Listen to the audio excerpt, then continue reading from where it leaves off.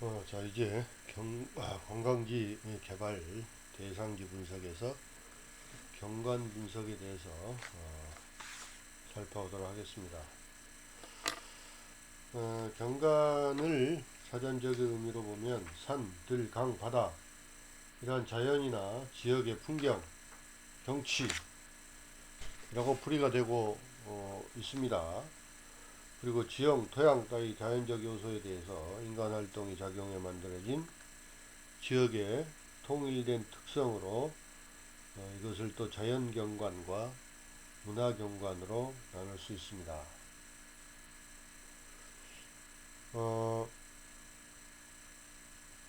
경관을 일반적으로 경치로 말하거나 또 특색 있는 풍경 형태를 가진 일정한 지역을 뜻하기도 합니다. 영어로 이제 랜스케이프라고 얘기를 하는데, 이 랜스케이프는 중세 시대에 쓰여지던 그런 그 단어로서 일정의 그 지주 또는 특정 집단에 의해서 그 소유하고 있던 그런 그 지역을 경관이라고, 랜스케이프이라고 말했는데요. 이게 이제 점차적으로 일반적인 풍경이라는, 경치라는 그런 뜻으로 현대적 개념의 경관이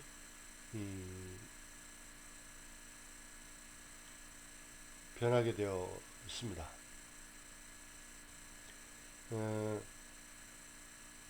이 경관의 개념은 1차적으로는 보여지는 풍경, 이걸 뜻하고 있으나 2차적으로는 그 보여지는 풍경에 내포되어 있는 자연 생태계의 작용, 또 인간의 활동, 이런 의미들이 거기에 포함되어 있다고 말할 수 있습니다.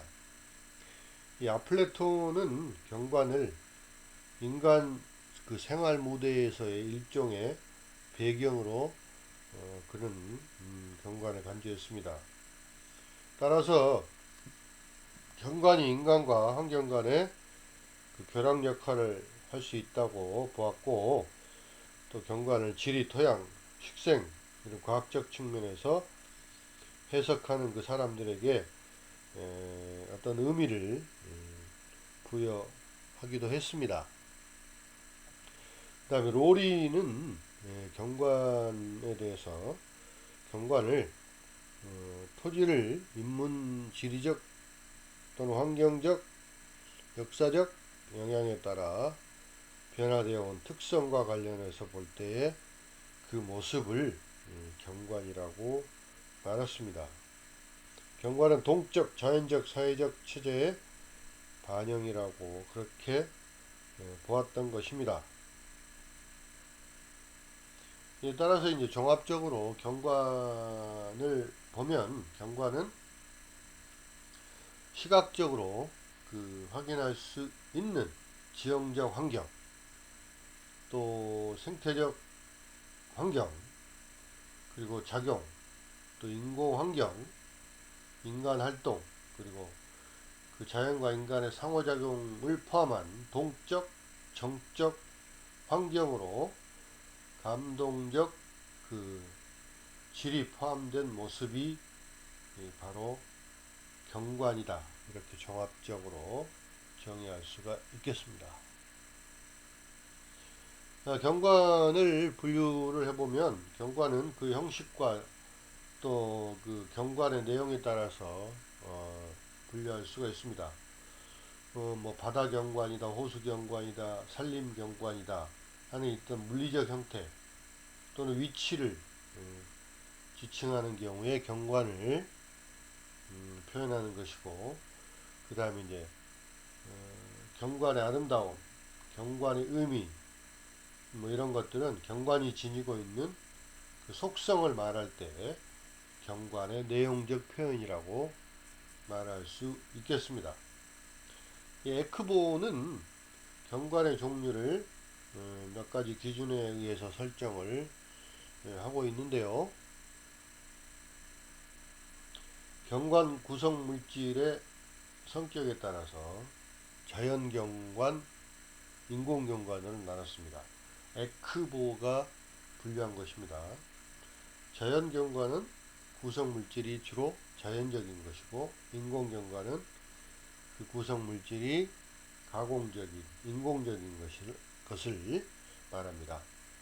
그 다음에 관점의 성격에 따라서 문화적 경관, 경제적 경관, 사회적 경관, 물리적 경관 이렇게 나누고 있는데요.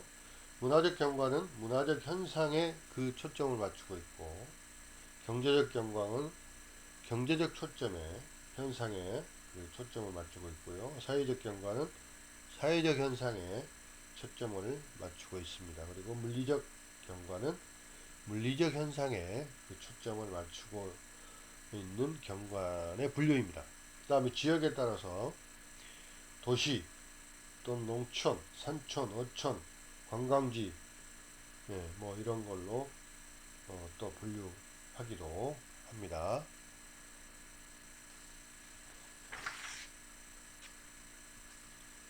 그 다음에 이제 경관의 그 시각적 특성을 살펴보겠는데요. 경관은 시각적 특성이 독특한 여러 가지 구성 요소들로 결합되어서 전반적으로 외관을 형성을 하고 있고요. 여기에다가 많은 변화 요인이 작용을 함으로써 여러 가지 유형으로 나타나고 있습니다. 이 리튼과 주벤빌은 산림을 주로 한 경관을 전경관, 그러니까 산림을 주로 한 경관을 분류했는데, 전경관, 특징물 경관, 위요 경관, 초점 경관, 관계 경관, 세부 경관, 일시적 경관 등으로 구분을 했습니다. 그 먼저 이제 정경관은 뭐냐? 풍경의 일망무제한 조망을 말하는데요. 그러니까 이거는 시야의 거리감이 없이 추측으로만 느낄 수 있는 그런 그 경관으로서 경계의식이 거의 없는 상태를 말합니다. 그 다음에 특징물 경관은 거대한 바위나 수목 같은 그런 경관 중에서 특징물이 있어서 이러한 그 단일 또는 집단 요소의 시각이나 시선이 유인되는 집중작용이 일어날 때 그 경관을 특징물 경관이라고 말합니다. 그 다음에 위요 경관은 수목으로 둘러싸인 호수와 같이 시선을 집중시킬 수 있는 낮고 평탄한 중심 공간이 있고, 그 이제 바닥, 지면이나 수면, 그런 바닥에 수직적으로 수목이 있거나 또는 바위가 있거나 하는 이런 경관 구성 요소들로 이루어진 경관을 위요 경관이라고 합니다. 초점 경관은 평행선의 연속이나 또는 경관 요소들이 직선으로 연결되어 있는 것입니다. 따라서 시선이 아니라 어느 한쪽에 유도되는 현상을 가져오는 경관으로서 숲속을 굽이 도는 계곡이라든지 수목이 울창한 임도 이런 데서 나타나는 경관을 초점 경관이라고 합니다. 세 번째, 관계 경관은 울패된 수림의 가지와 잎이 하늘을 가리고 있고 아주 빽빽하게 들어차 있는 그런 나무들 간의 기둥처럼 원근의 투시도를 이루거나 또는 관목이나 유치목 또는 지피초류, 바위 등이 주위를 이루고 있는 경관을 관계 경관이라고 얘기합니다. 다음 세부 경관은 어떤 경관의 그 세부적인 구성 요소가 되는 것으로 가까운 거리에서 관찰할 때 아름다움 또는 특이함 또는 신비로움 이런 것들을 느끼는 경관을 세부 경관이라고 합니다. 일시적 경관이 있는데요.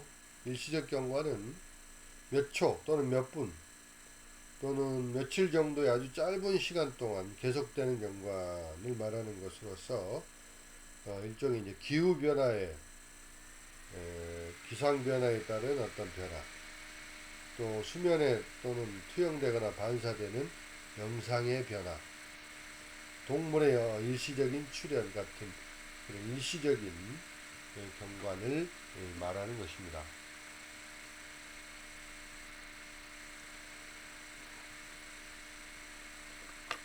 이 경관 분석 방법의 결정 요인과 요건을 살펴보겠습니다. 이 경관 분석의 결정 요인은 무엇이냐면 네 가지 정도가 있겠는데요. 경관 분석 방법을 결정하기 위해서는 누가 분석을 할 것인가, 또는 경관의 어떤 측면을 분석을 하고자 하는가, 또 어떤 시뮬레이션 분석 기법을 사용하는가, 또 분석 결과는 계량적으로 또는 서술적으로 할 수 있는가, 이런 것들을 고려해야 합니다. 첫 번째는 보통 전통적으로 이런 방법을 많이 사용하는데, 전문가의 판단에 의해서 경관을 분석하는 방법이 이제 있습니다. 아무래도 전문가가 판단하는 게 낫겠죠. 다음 두 번째는 경관을 분석할 때 여러 가지 측면에서 어느 한 측면을 초점을 맞춰서 결정할 것인가. 경관은 생태적, 미적, 문화적, 철학적, 경제적 측면을 그 분석 대상으로 하기 때문에 초점 분석을 통한 결정이라고 할 수 있겠고, 세 번째는 분석에 있어서 많은 대중이 분석에 참여하거나 또는 경관이 멀리 떨어져 있는 경우에는 시간과 비용이 많이 들게 되기 때문에 사진이나 슬라이드, 스케치, 비디오 등의 그런 자료를 통해서 분석 결과를 나타내는 자료를 통한 분석 결정이 있고요. 네 번째는 경관의 그 분석 결과가 서술적 또는 계량적일 수가 있습니다. 따라서 그 분석의 목적을 정확히 파악하고 거기에 부합하는 결과를 얻기 위해서 정성적이냐, 그러니까 정성적은 어떤 의미적인 의미, 그 뜻을 말하는 거고, 정량적인 방법, 이거는 이제 어떤 숫자적인 그 계량적인 방법이 되겠죠. 이걸 모두를 선택을 하는 그런 결정 방법이 있습니다. 그 다음에 경관 분석 방법의 일반적인 요건이 한 5가지가 또 있는데요. 이 경관 분석 방법은 신뢰성이나 타당성, 정교성, 실용성을 가져야 되고, 또 서로 다른 특성 간의 비교 가능성이 있어야지 바람직하다고 할 수 있습니다. 첫 번째, 신뢰성은 동일한 상황에서 똑같은 방법으로 계속 반복해서 분석했을 때 그 결과가 유사해야 합니다. 이걸 신뢰성 이라고 말하는데요. 이 결과가 유사했을 때 신뢰성이 높다, 유사하지 않고 많은 차이가 있을 때는 신뢰성이 낮다, 이렇게 평가할 수가 있습니다. 두 번째, 타당성입니다.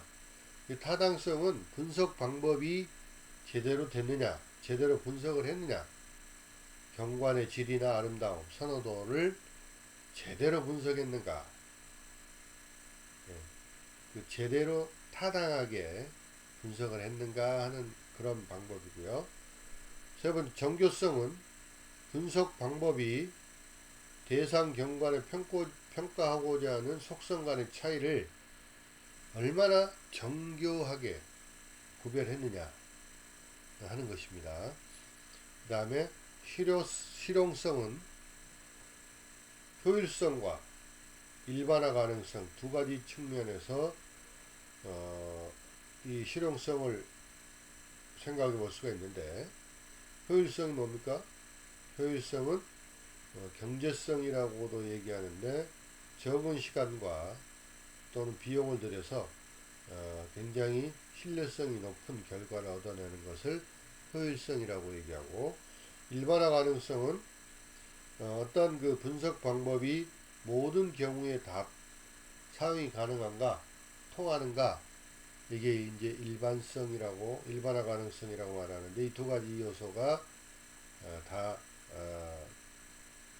고려된 것이 실용성이라고 말할 수 있습니다. 그 다음에 비교 가능성은 뭐냐면, 이 경관 그 분석의 결과가 물론 그 자체도 의미가 있지만 환경에 관한 의사결정 과정에서 다른 측면, 즉 경제적 측면 또는 사회적 측면과 비교할 수 있어야 된다는 거죠.